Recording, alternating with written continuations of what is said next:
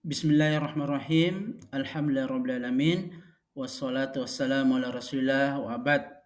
Alhamdulillah pada pagi hari ini kita bisa melanjutkan materi pelajaran kita pada mata kuliah manajemen organisasi dengan tema pengantar manajemen dan organisasi.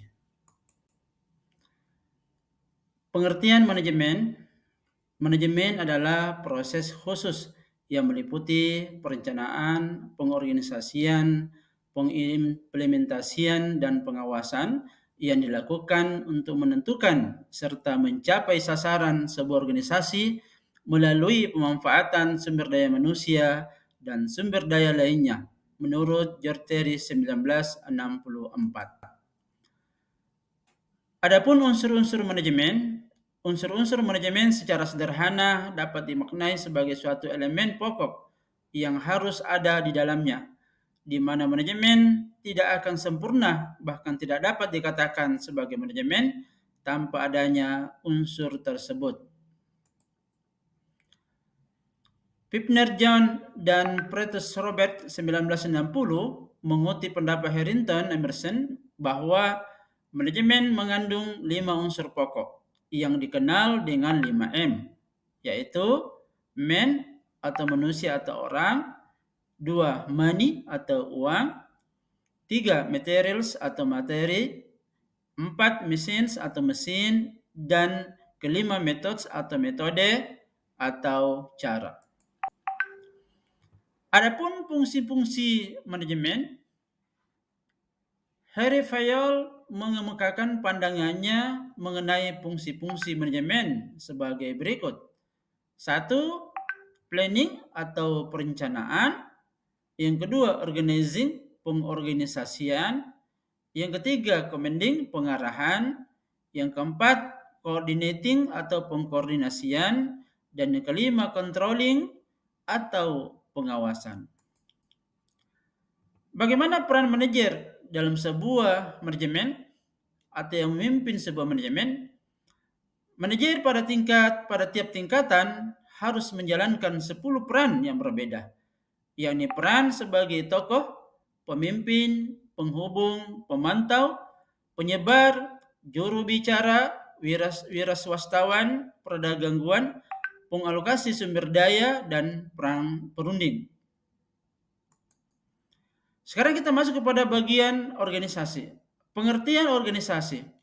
Robbins mengatakan bahwa organisasi dipandang sebagai kumpulan entitas sosial yang secara sadar terkoordinasi dalam batasan-batasan yang relatif jelas serta secara bersama-sama dalam batas waktu tertentu dan terus-menerus berupaya mencapai suatu sasaran.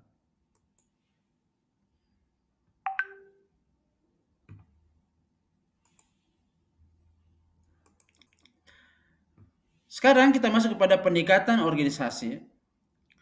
Dalam organisasi ada beberapa pendekatan. Yang pertama, pendekatan rasional, yaitu para ahli yang mengacu pada pendekatan rasional ini menyatakan bahwa organisasi merupakan upaya pencapaian tujuan melalui pengelolaan manusia.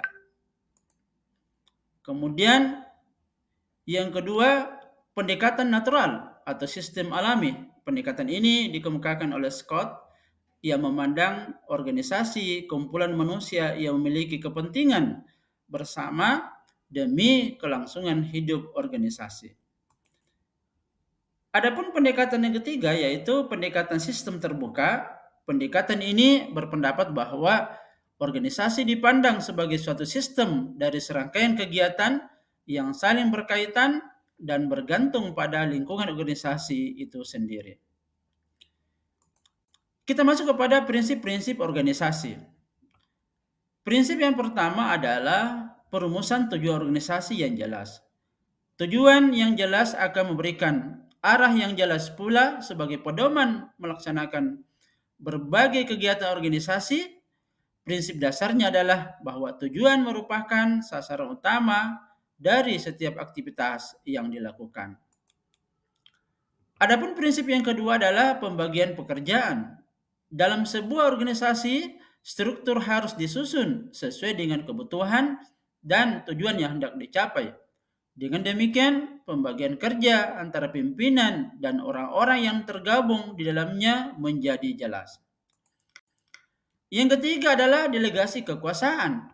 Setelah pembagian kerja melalui struktur organisasi yang ada, maka selanjutnya adalah pendelegasian kekuasaan atau kewenangan atau wewenang dari pimpinan kepada bagian-bagian di bawahnya. Pendekatan selanjutnya atau pendekatan terakhir adalah tingkat pengawasan. Tingkat pengawasan dalam sebuah organisasi haruslah menjadi salah satu perhatian yang utama agar dalam menjalankan tugas-tugas organisasi yang telah diberikan berjalan sesuai rencana dan maksimal. Yang terakhir yang kita bahas pada pertemuan kali ini adalah jenis-jenis organisasi. Jenis organisasi berdasarkan jumlah orang yang memegang pucuk pimpinan dibagi menjadi dua jenis, yaitu bentuk tunggal dan bentuk komisi. Setelah mendapatkan pelajaran ini, maka ada dua hal yang menjadi tugas bagi para mahasiswa. Yang pertama, menjelaskan beberapa prinsip-prinsip manajemen, dan yang kedua adalah mensimulasikan peran seorang manajer dalam sebuah organisasi. Demikianlah pelajaran kita pada kali ini. Semoga bermanfaat dan berkah semuanya.